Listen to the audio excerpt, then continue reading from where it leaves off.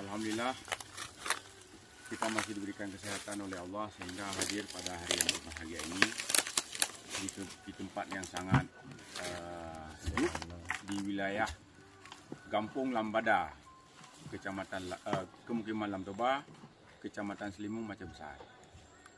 Nah, pada hari ini saya ingin memberikan tips singkat sebenarnya bagaimana cara menanam tanaman khususnya durian, karena kita paham durian ini sangat cengeng.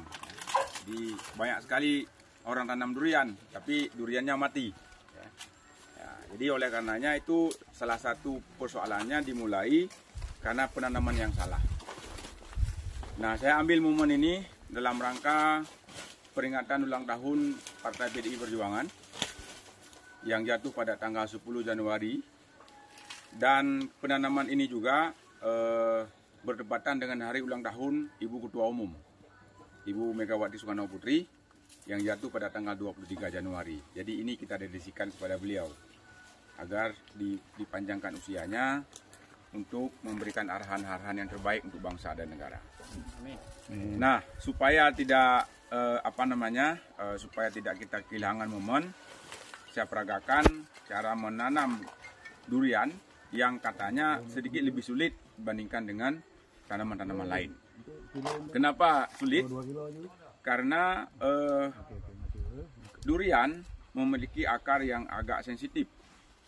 Dia akan sensitif terhadap kelembaban. Dia boleh air tidak bisa, lebih air tidak bisa, kurang air juga tidak bisa. Jadi banyak kawan-kawan lihat, banyak sekali durian-durian itu sudah ditanam tetapi itu tidak berhasil. Itu kenapa? Nah, salah satunya adalah akibat ketika ditanam terjadi stres fisiologis yang panjang. Jadi dia si durian ini dia stres, dia tidak bisa hidup dengan sempurna.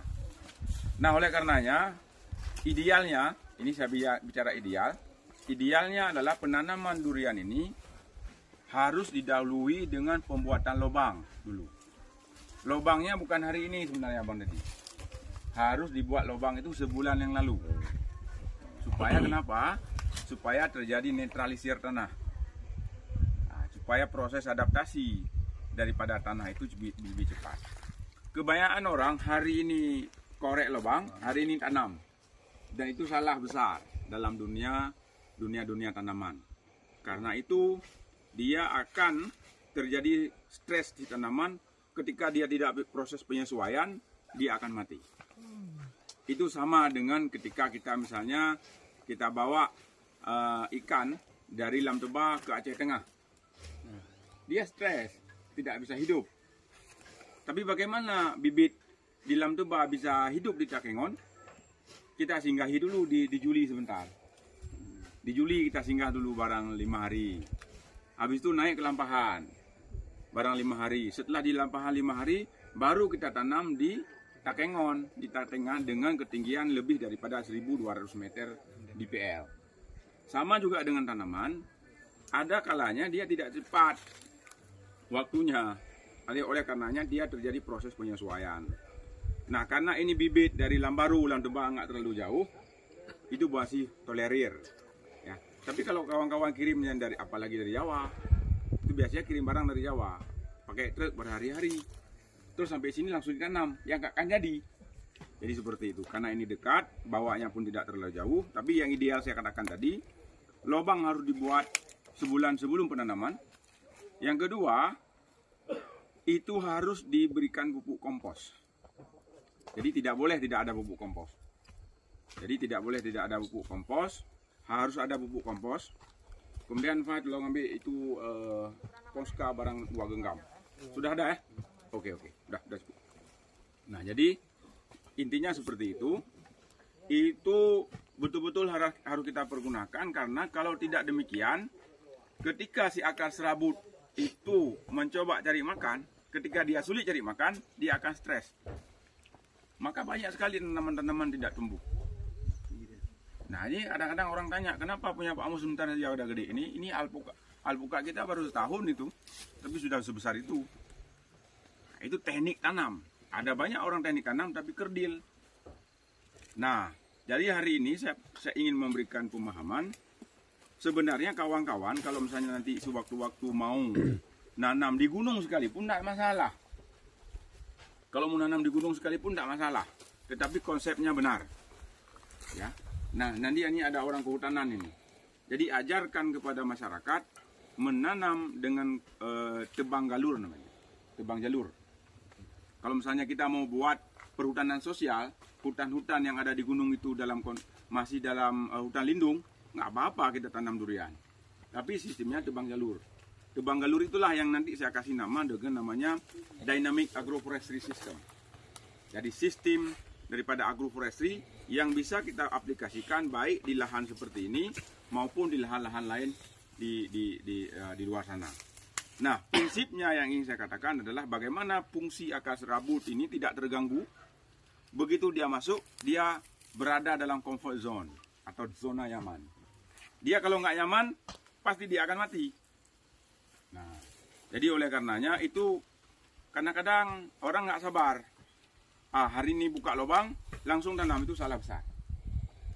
Jadi makanya oleh karenanya hari ini tidak apa-apa, kita karena bibit kita dekat, prosesnya juga tetap SOP-nya harus kita lakukan supaya ini bisa berhasil dengan baik. Nah, kalau misalnya kita buat ini dengan benar, itu nggak lama. Pertumbuhannya itu bisa 2-3 kali lebih cepat dibandingkan dengan konsep yang biasa orang tanam. Nah, seperti itu. Nah, oleh karenanya kawan-kawan, sekarang kita praktek. Coba buka ini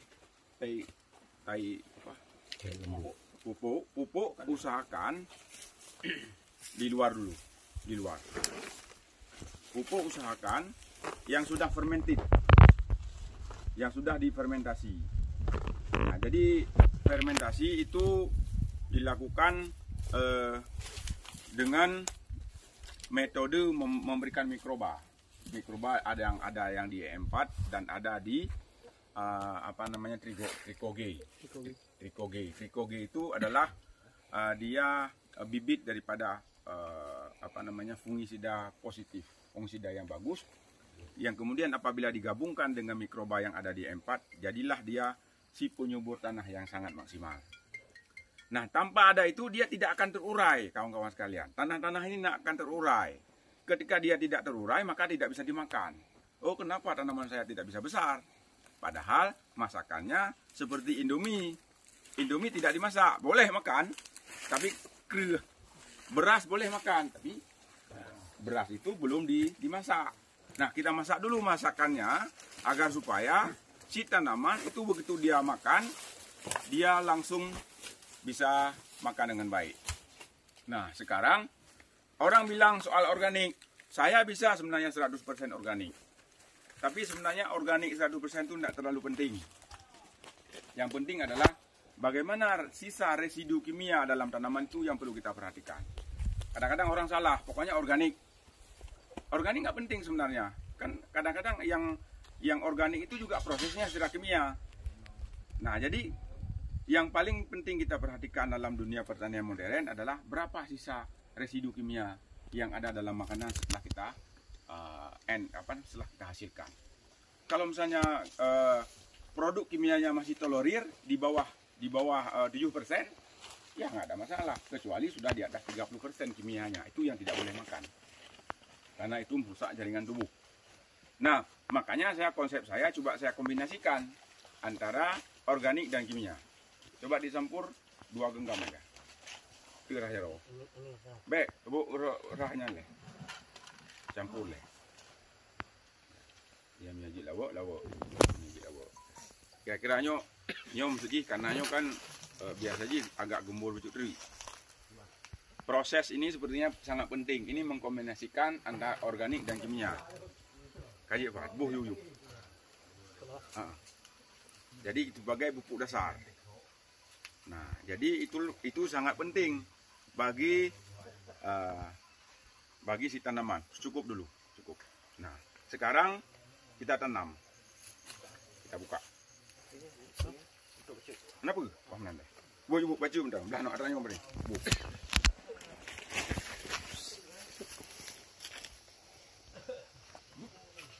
Ya.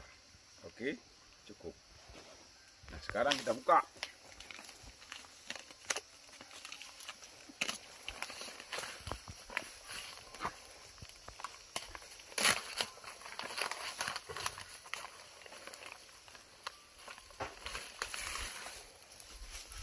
Bismillahirrahmanirrahim.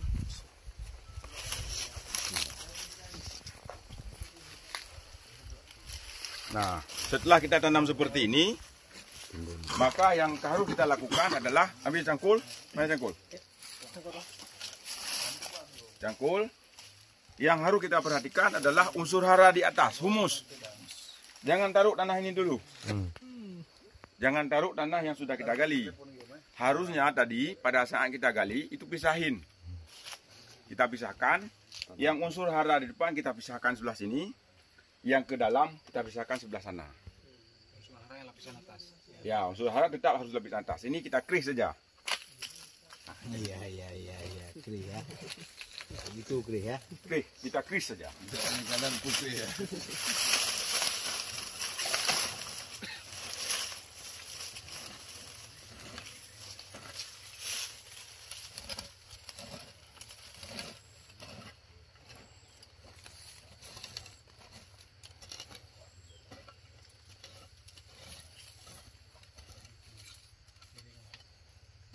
Nah, jadi kalau sudah begini, kalau misalnya masih ada tanah di sini ya taruh yang ini. Tapi nanti kalau misalnya tidak ada lagi, sudah bisa taruh ini. Karena apa? Kebutuhan si akar untuk memakan unsur hara yang humus sudah tersedia. Nah, jadi ini sudah basah, kita buat seperti ini.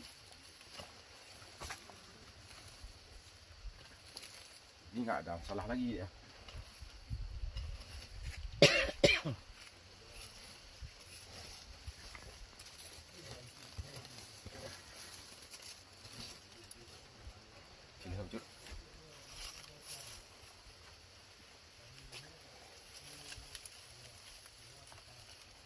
Nah,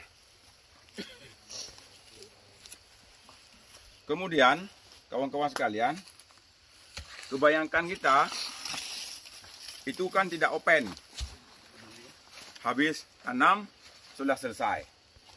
Nah, sebenarnya ini kerjanya belum selesai. Kalau kemudian tanah yang kita tanam itu kan variatif. Ada yang tanah subur, ada yang tanah tidak subur. Kemudian tergantung kapan kita tanam. Kalau tanam musim hujan, oke-oke aja. Nggak kita open. Tapi toh nanti ketika ini berada di musim kemarau, maka harus kita siapkan. Yang saya sebut dengan dry irrigation system. Ataupun irigasi kering. Nah, oleh karenanya, kenapa ini saya berikan pohon pisang? Ini tujuannya adalah untuk menjaga kelembaban. Kalau ada pisang ini, maka dia sekitar 3 bulan pun aman dia. Taruh posisi seperti ini.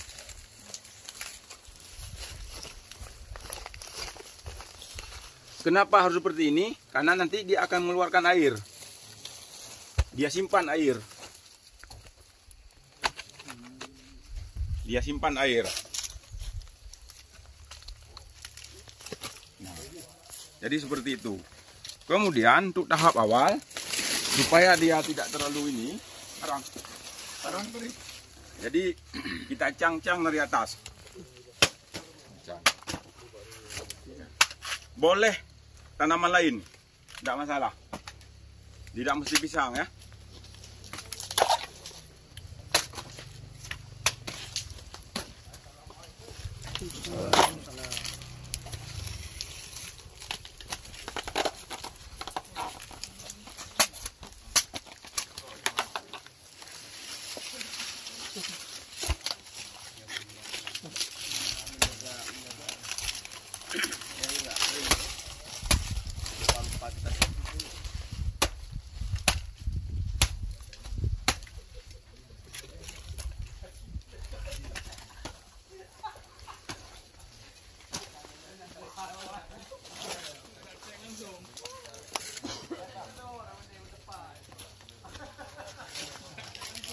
Nah, Nah, ini kawan-kawan sekalian.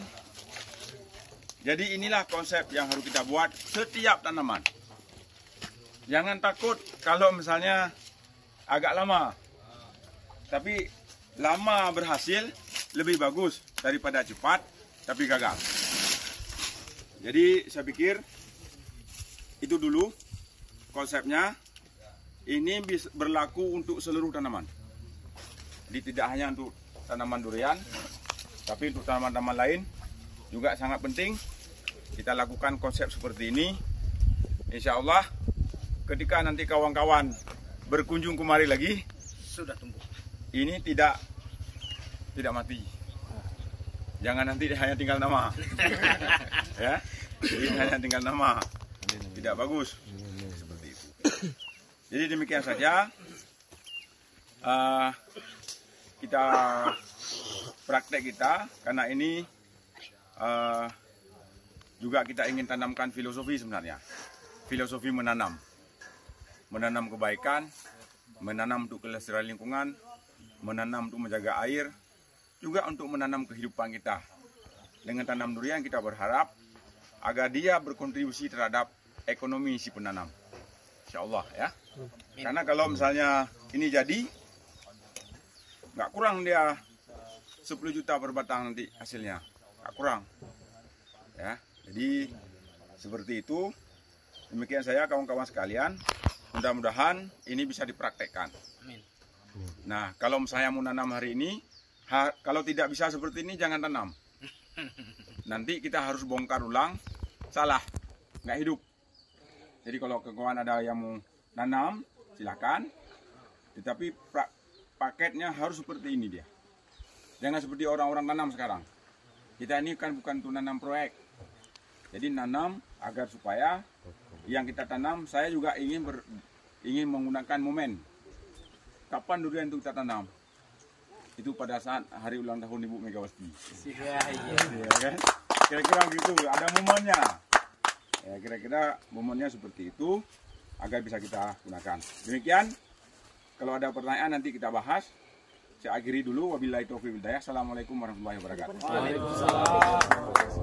Cara selanjutnya penyerahan bibit mangga dari Komunitas Jago.